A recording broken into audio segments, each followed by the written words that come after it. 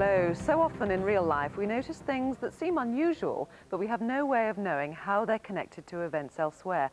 In the next few minutes, we hope you'll see incidents that seem strangely familiar or faces that you've come across. If so, you might help solve major crimes, including murder. We start with a case that made national headlines 6 weeks ago, the murder of Julia Webb in Sandiway in Cheshire. It captured attention because, as with the killing of Rachel Nickel on Wimbledon Common or the death of Margaret Wilson on Humberside, it seemed so unfair, so hard to understand.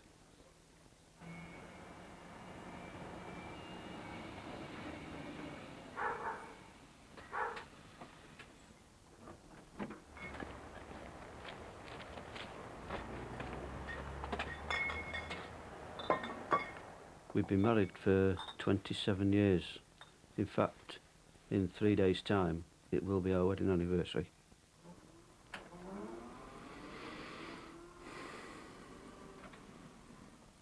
I know everybody says they've got the best wife in the world, but I mean, really, you'd have to get, have to be something special to be Julie.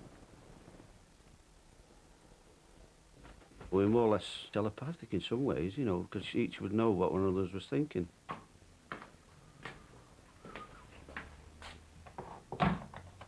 You never know these things are going to happen, do you? Sometimes blame myself, really, because she bought me a mobile phone for my birthday, and I sometimes wish now that I'd rang her up that day, but I was just too busy working. I wish I'd have told her I loved her. But she knew that anyway, I didn't, our time of life, you don't have to keep telling one another these sort of things. I mean, you know it. She knew I loved her, and I knew she loved me. Have you seen this? Caring for the elderly. The Webbs live as 3 generations: Grandad Bill, husband John, and 2 sons, Nick and Chris. Morning, Mum. Julia was the only woman in a very male household. Morning, Grandad. We all quite get on, really. Maybe, obviously you get under each other's feet now and again, but there's never too many arguments. I work nights, come home and go to bed in the morning, early morning. She was just a typical mother. She's always fussing you, and you're not going out in that, are you? And the usual mother things. Julia used to take the dog for Rosie for a walk, and I saw her going up the path, turn right and going up the road, and she got opposite the end of the house there. She turned round, waved. Come on, girl. Here, Rosie, come on. That was the last I saw.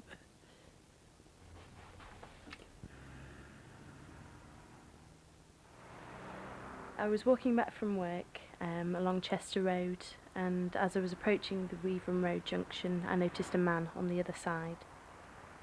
As he got closer, I noticed he had a walking stick. It was like a reddish colour. Never seen one like it before. As I walked past him, he stopped to cross over Chester Road. He was in his 60s. He was about 5'8", had white hair, going bald on top. He was wearing a 3/4 length beige jacket and beige trousers. And I continued to walk down Weavon Road, turned back and saw him walking up the right-hand side of Kennel Lane. He may be a crucial witness. Further down that lane, still at around 3:15 p.m. on that Wednesday, the 22nd of July. I noticed the car, Silver Orion. It pulled into a lay-by in front of me. The driver sat there for a few seconds. He then got out of the car, walked towards me as though he was going to say something. As he got level with me, he just walked straight past. I turned round to see what he was doing. He was just staring into the trees, basically. I turned round again as I got a bit further up the lane, and he would just turn round and went back to get into his car.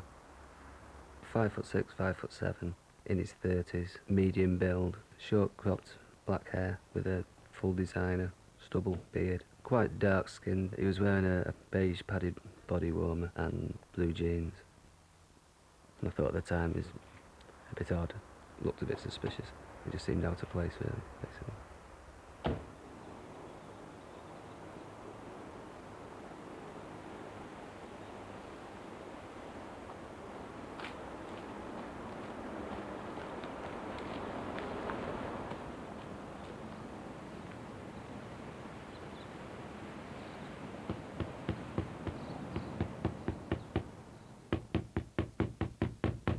Chris, are you awake? It's nearly dinner time. Your mum's not back yet. Yeah, okay, Grandad, I won't be a minute.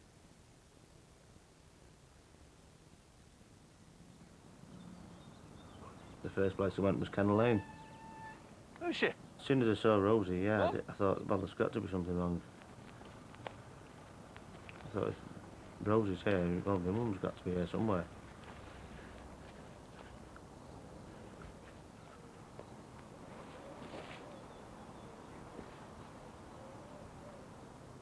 Mum?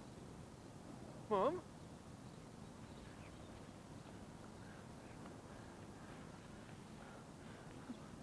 Mum? Mum?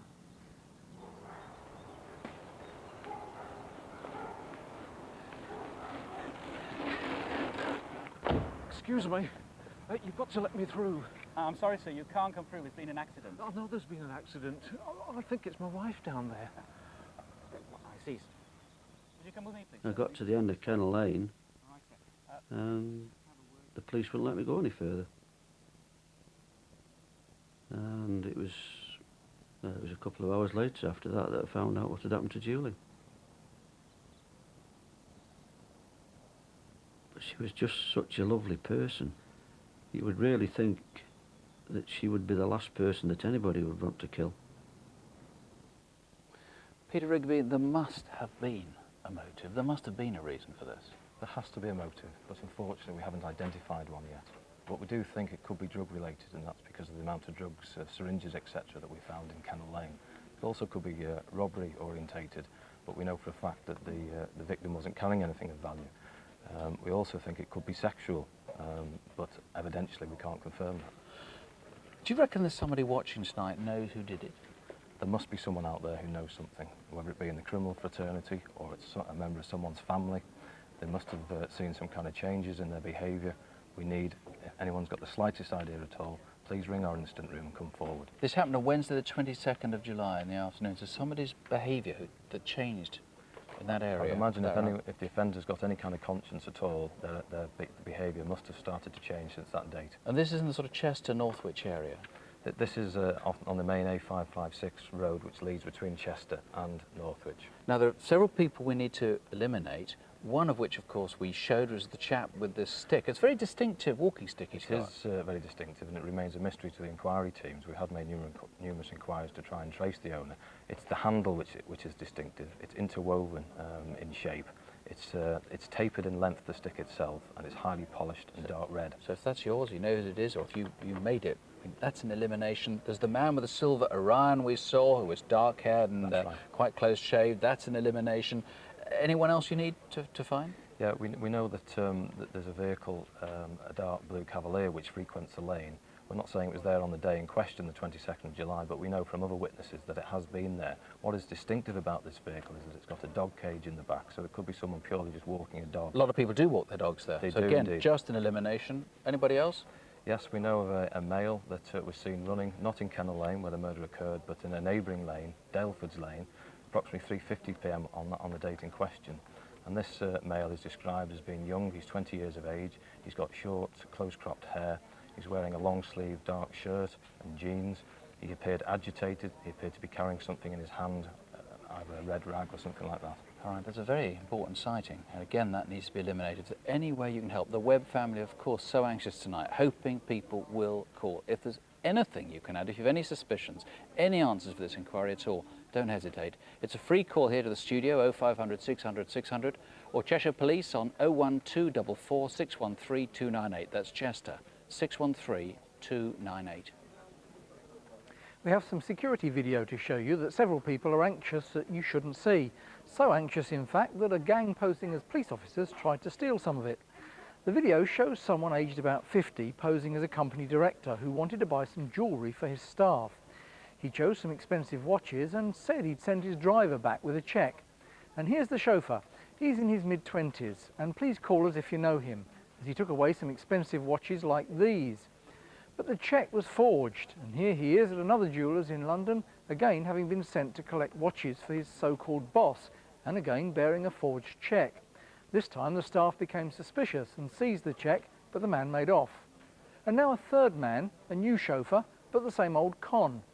The staff double-checked their call to the Building Society, and when they too refused to accept the forgery, the driver again went off empty-handed. 0500 600 600 for any of these three, or ring the local police on 0171 321 9872. That's 0171 321 9872. We often complain that security video is terrible. The cameras are poor and badly sighted and the tape very old. But look at this. This could almost be a TV studio. In fact, it's a jeweller's shop in Royston in Hertfordshire, and these two men spent almost 10 minutes parading in front of the camera. Who are they? We would like to know, and so would lots of other people, because they're on a spending spree with other people's credit cards. And have a listen to the big man. All right, no, actually, a lighter. You get any more lighters? Oh, right, you go. The first man is late 20s, early 30s, about 5'10", with short, curly black hair. His companion is tall, possibly 6'2". He's roughly the same age, that's early to mid-30s, with heavy build and short brown receding hair. And in November, he had a gap instead of his two front teeth. 0500 600 600 or call local police on 01223 358 966. That's Cambridge, 358 966. 7 arrests since last month's programme as a direct result of calls from Crimewatch viewers. One result was in a paedophile inquiry. 3 youths were found after a serious assault on a passer-by one night at the Elephant and Castle in South London. One man gave himself up at a police station over an inquiry into a bogus company that had been trading in Essex. A man is on remand after several Sudanese doctors had been targeted and conned out of money. And the Crown Prosecution Service is considering evidence against another man over a conspiracy to supply controlled drugs. What's more, several items were identified in our Aladdin's Cave last month, including the corner chairs, the grandfather clock, and 2 boxing certificates. There are 2 people I'd like your help to find, and both are wanted for offences that go back many years. First, a man almost 70 who's known as Bob, Robert Briscoe Cummins. He comes from Kirby and may still be in Merseyside. He might be able to help detectives solve a series of sexual assaults on children that started in the 1970s and culminated in a victim's suicide attempt 2 months ago.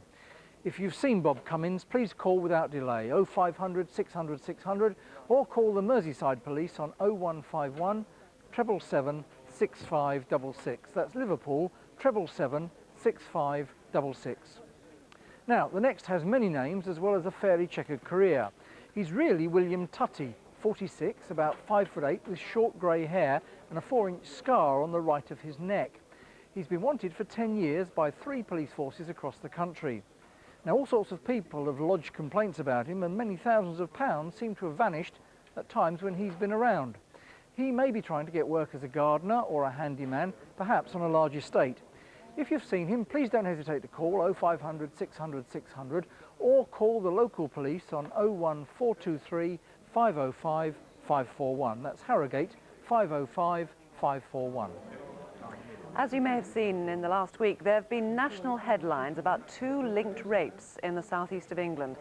There's a particular interest in them because the 2 episodes were separated by 6 years, and there's concern that other women may have been attacked in the time between, but not reported it to the police. The most recent attack was 6 months ago in Bermondsey, southeast London. But the first case we know of was in 1992 in Brentwood, Essex. There are times when I feel like a frightened child. I'm 32 years old. I can't walk down the street in the dark. He's taken away a sense of security I had that I didn't know I'd got until he took it away. I saw a chap outside the house. He was appeared to be loitering or looking up my neighbour's drive. I also noticed the chap because he was in a shirt that was open. It was like a lumberjack shirt, and it was a cold day.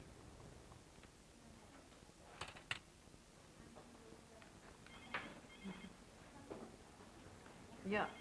Okie doke. Many thanks. Bye. Oh, excuse me.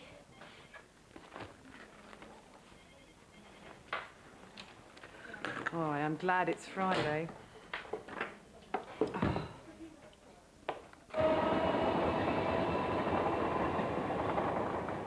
I approached the car, I saw two men walking towards me. I remember one had a check shirt on. Now, I don't even know if they were together. I must have been there for just under 5 minutes, and I looked up, and as I turned the lights on to the car, the man with the check shirt was coming back into the car park. I just thought it was a bit strange that he was walked out and then walked back in. After the Christmas break, I think it was back to work on Thursday, and then Friday, I think I just wanted a night in watching the telly. Veg out in front of the telly with a few beers. Nice Friday night. I was a few feet away from my car, and then I heard footsteps behind me, and then all of a sudden this arm came around my neck, and something I thought was a knife was dug in my thigh. He told me to get in, and then he sexually assaulted me. He then told me to drive to the back of the car park where there were no cars. It was quite a dark and desolate area. My main intent was to stay alive, and I really truly believed he would kill me. That's why it's got to be stopped, because one day he might. And he told me to count to 100. I think I got to 10. And I just cried for my mum. I just wanted my mum. I was like a 5-year-old who fell over and grazed a knee. I just wanted my mum.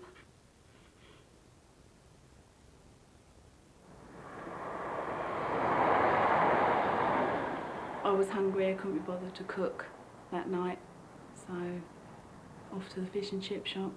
And then in the background I noticed a gentleman come up from the car park.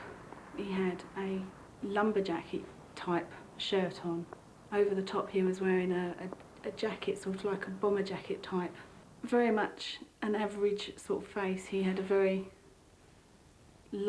straight mouth. The rapist was never traced. From January 1992, we roll on 6 years to March 1998, and from Brentwood, Essex to South Bermondsey in southeast London. Someone had put 2 pallets together to form a makeshift bed on waste ground next to South Bermondsey station. A witness recalls... As I walked down past the bus stop near the station, I happened to look up, and I saw this man dressed in black. He might be just an innocent person standing there, but it was strange the way he was looking at the back of the houses, looking over towards the caravan site. He was immaculately dressed. His hair was blonde, like dirty blonde, so his fringe was a bit lighter, and it was cut straight. The man in black then walked off into the wasteland. That day, March the 9th, the stranger was seen several times. Who was he? If it was you, please call in for straightforward elimination.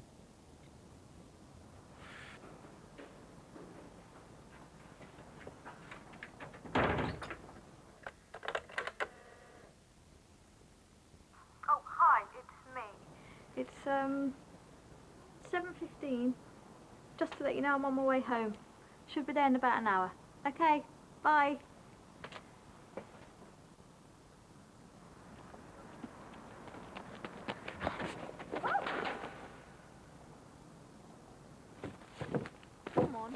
You don't need to do this. You can have all my money. I know loads of people with drug problems. Help me, someone, please! Behind the wasteland, there's an industrial estate, and a security guard there thought he heard somebody call out. She was only 4 yards away, but it went quiet, and through the undergrowth, he saw nothing.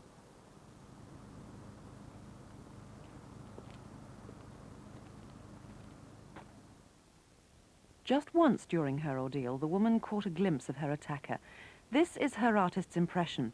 He was late 20s to early 30s, short to medium height, medium build, with small, stubby hands. He was wearing a dark hat with a motif and a green fleece top. Well, Chief Superintendent Lee Weavers, without going into detail, you are confident that it's the same man who committed both attacks in 1992 and 1998, aren't you? That's right, absolutely. What could he have been doing, though, in the intervening time between 92 and 98? Well, that's really what we want to find out. He may still live in Essex, he may now live in South Bermondsey, he may travel extensively throughout the south of England or throughout the UK. We really just don't know. And he could have been in prison in that time, Yes. so prison officers take note. Yes, he could have been in prison, he may have been abroad, but we really do need to try and actually identify him and locate him. Well, given that he was at liberty, do you think there may have been other victims in that intervening time who haven't come forward and reported anything? Yes, I think there's a high probability that he has committed other offences and that he has a criminal record of some type. What I can't be certain of, that he's only committed very serious sexual offences. They may have been of a more minor nature. Now, we've seen the descriptions given by the two victims, but what other behavioural characteristics are there of interest? Yeah, there's some really quite striking features. He always attacks from the rear. He's quite calm, almost reassuring at times, but takes quite firm control. He uses very simple words in a number of aspects of the attacks, but in particular I'd highlight the fact that on the Brentwood offence in 1992 he used the term no big lights, just little lights. This is referring to the car? Absolutely. This is when they've turned the headlights off and only used the side lights as shown in the reconstruction. That's a peculiar term, not something I've heard before, and I suspect other people other than our victim have heard it as well, and I'd like particularly to try and hear from people tonight who may have heard someone using that expression. Now, you've got some very good quality CCTV footage from South Bermondsey Station in the moments actually following the attack, and people that you wouldn't mind tracing, I think. Yes, that's right. There are a number of stills that are both frontal and rear views, and I'm sure people will actually be able to identify themselves. We'd urge them to contact us. We need to actually see whether they can help us in some way, or at the very least eliminate them from the inquiry. Now, these two attacks that we know about occurred on or near railway stations. Is that significant, or do you think he could attack anywhere?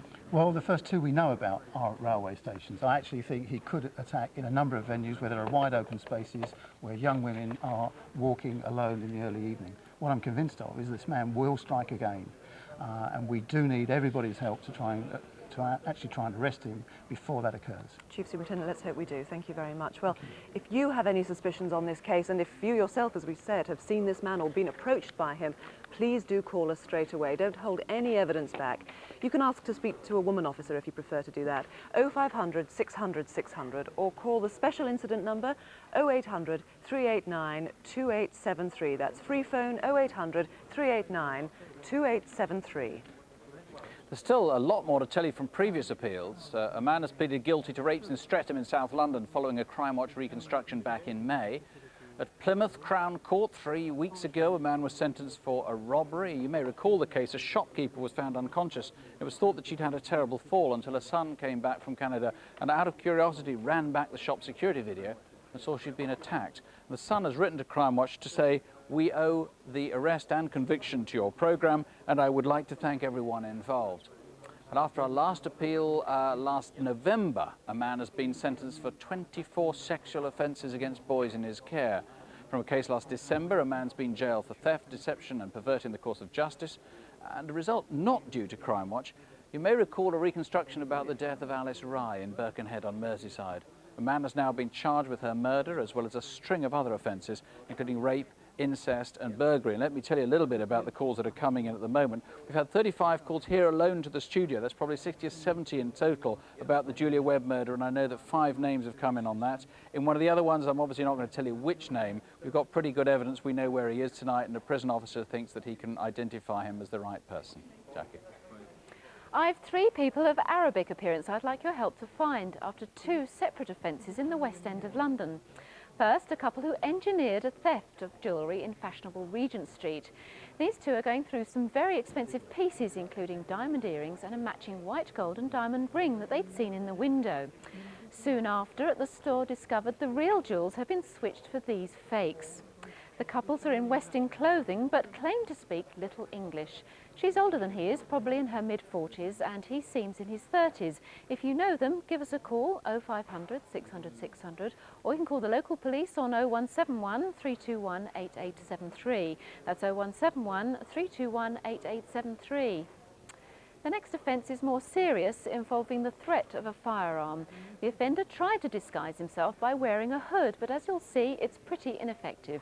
He produced what seemed to be a handgun in a plastic bag in a shop in London's Edgware Road, but the shopkeeper was having none of it. The would-be robber was frustrated. Who is he? He's Arabic, very short at 5'3" and about 19.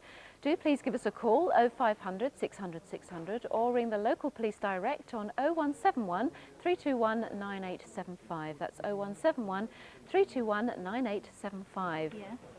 Now this is a curious appeal, a mystery that must have a logical explanation. About 3 months ago, this man, Charles Anderson, was run over by a bus, but quite why and how is baffling. Charles had been to a nightclub near his home in Chelmsford. It was a Monday night in June, and to jog your memory, it was the day that England played Tunisia in the World Cup. As you can see, he left on his own at around 11 o'clock in the evening. Well, a few minutes later, this coach was stolen from its depot nearby. The owners had left the key in the ignition. Soon after, the bus was seen driving erratically before it went into a cul-de-sac, a small residential road called Orton Close in the village of Margaretting.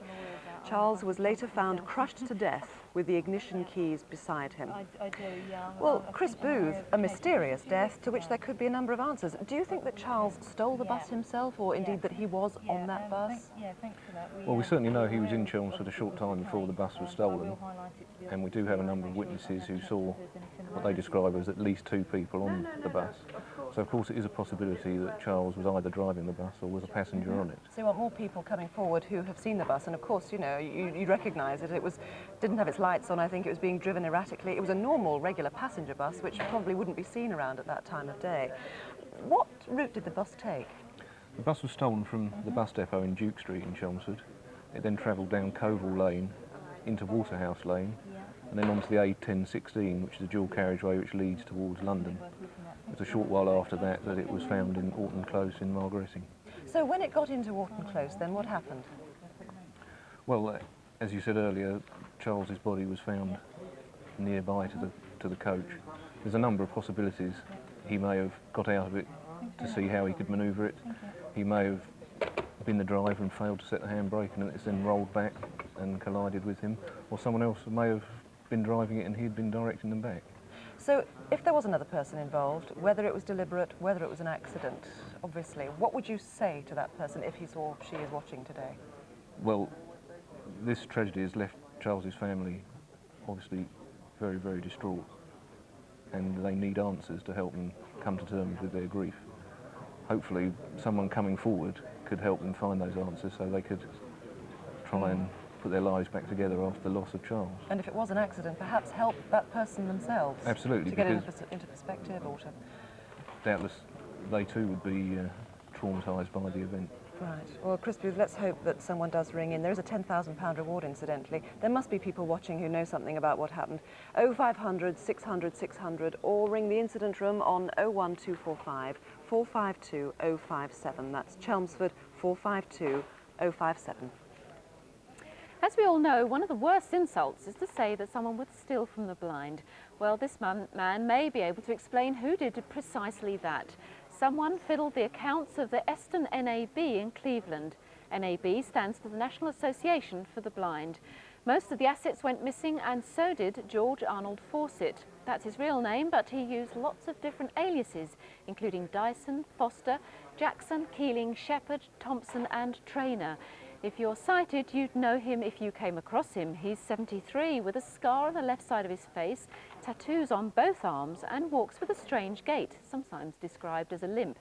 If you know where he is, 0500 600 600, or call the local police on 0191 375 2316. That's Newcastle 375 2316. And watch out for this man too. He's in a building society in Mansfield, Nottinghamshire. He has a stolen credit card and is trying to withdraw £500, but was rumbled by staff and fled. But on at least one other earlier occasion, he'd been successful, using stolen documents to get cash. Here last year in Wrexham, North Wales, he was trying to get foreign currency using stolen cards. He's small to medium height, going bald and in his 30s. Please call us with his name on 0500 600 600, or call the local police on 01978 290 272. That's Wrexham 290 272. Now a reconstruction of the sort of scene everybody dreads. There's a man behaving badly, a citizen who tried to do the decent thing and calm him down, resulting in the Good Samaritan being murdered. The victim, Herbie Williams, really was a model citizen, ironically a volunteer worker for victim support who counsel people on how to cope with their suffering through crime.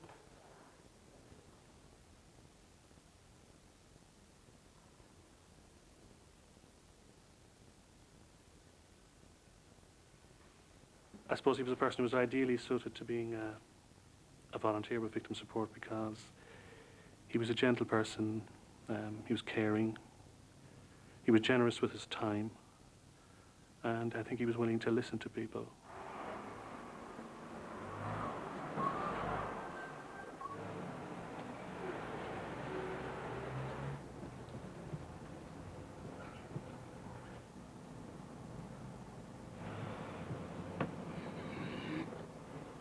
He made me feel uncomfortable, so much so that I didn't even ask him to get off my jacket.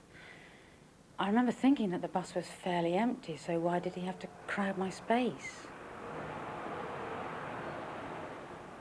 So, every week I ask for my St. Teresa candles. And what's your excuse this time? Herbie, I'm so sorry. We haven't got any in stock again. It's okay, I'm only joking. I'll afford the plain ones. Okay, sure. That'll be £1, please. Thank you very much. Bye now. See you soon. Bye.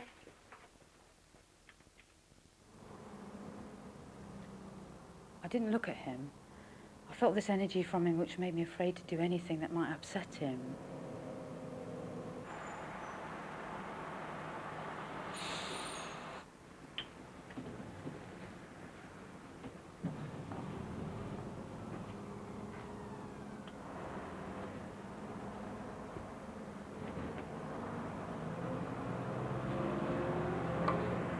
You really shouldn't do that, you know. Leave me alone! Leave me alone!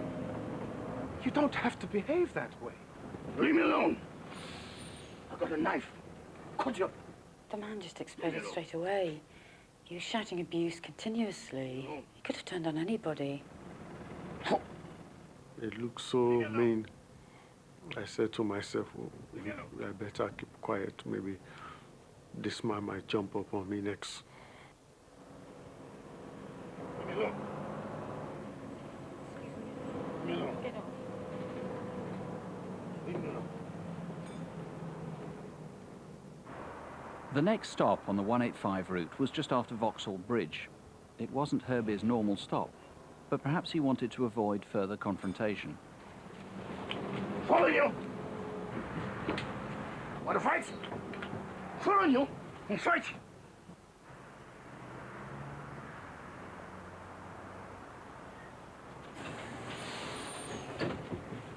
Got a knife! Oh, please. Leave me alone. I've done nothing to you. Leave me alone. Please. Leave me alone. Just leave me alone. All of us started shouting, oh, he's got a knife, he's got a knife. So I said, why can't he run away? Because if it was me, I would definitely take off.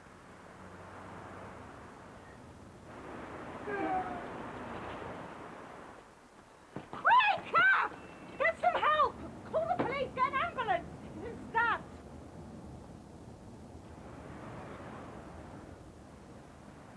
I've never seen something like that in my life. Somebody just killing or stabbing somebody, broad daylight.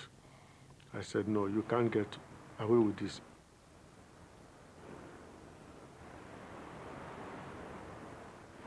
It'll be all right, it'll be all right. There's help is on its way. An ambulance is coming. The knife man went south across the Albert Embankment and into New Spring Gardens Walk. Didn't know I was following him. I was nervous. I was thinking that I might be the next victim because if he stabbed somebody that has not provoked him, what is he going to do with me who is trying to chase him? I saw him throw something in the bush.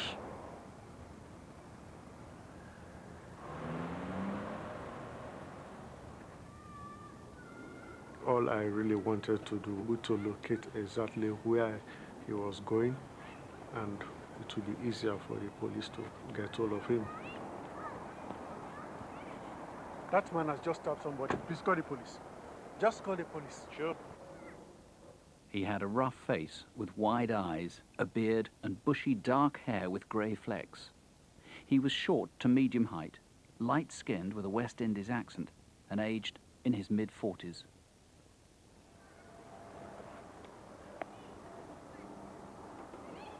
I hesitated because I was afraid that he may be waiting for me because he had already seen me following him.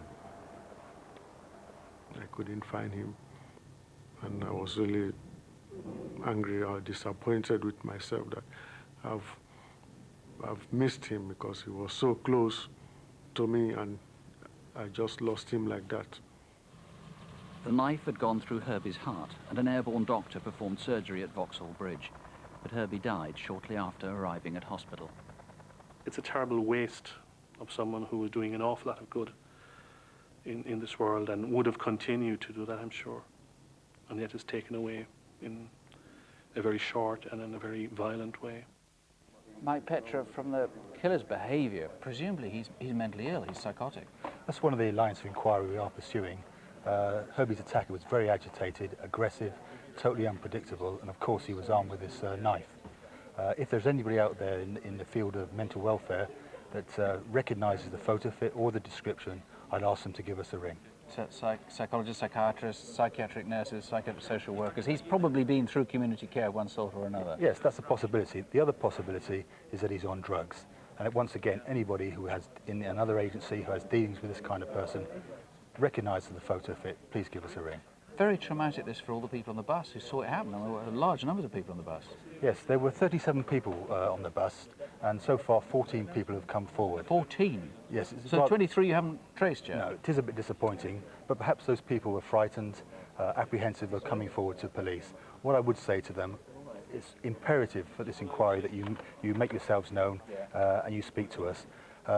Mike, presumably they didn't know that you needed to talk to them. There's something they couldn't forget. Most of them saw it happen, and of course the bus stopped there and they had to get out at Vauxhall and virtually walk past the body. I understand what you're saying, but everybody who left the bus there would have walked past Herbie lying on the pavement. This is the 185 bus. It happened at Vauxhall Bridge, Wednesday the 15th of July. Where was the bus going on to? No, the bus travels from Kennington, Camberwell, Catford and then on to Lewisham. And I'm pretty confident that our man either lives or has connections with this particular part of London. So you're particularly with psychiatric workers and so forth down in that southeast South of London, London, yes, South southeast London area. Yes. It could have been that he came from and lived in the Victoria area where the bus started. Yeah, I agree. And we've made extensive inquiries in there. We've seized endless amounts of TV videos. Unfortunately, our man does not appear on those videos. But if you were in the area of Victoria on that day and you think you've seen our man, again, please give us a ring. We've given a good description of him. The truth is our actor is just slightly fatter than the guy you're after. The man, though in his mid-40s, looks very much like our actor, is actually quite fit, quite agile. Yeah, he is stocky, but he's not noticeably overweight, and he is quite fit. Now, after those shots we've just seen, he threw these trousers under a tree. These are one of the ones recovered. 3 identical pairs of trousers, grey with zips and so forth. You know the wholesaler that these come from. They've got no identifying details other than this washing instruction. Did he steal these 3 pairs of trousers? Or That is a real possibility. The waist sizes were 28, 28 and 30. They certainly weren't for him.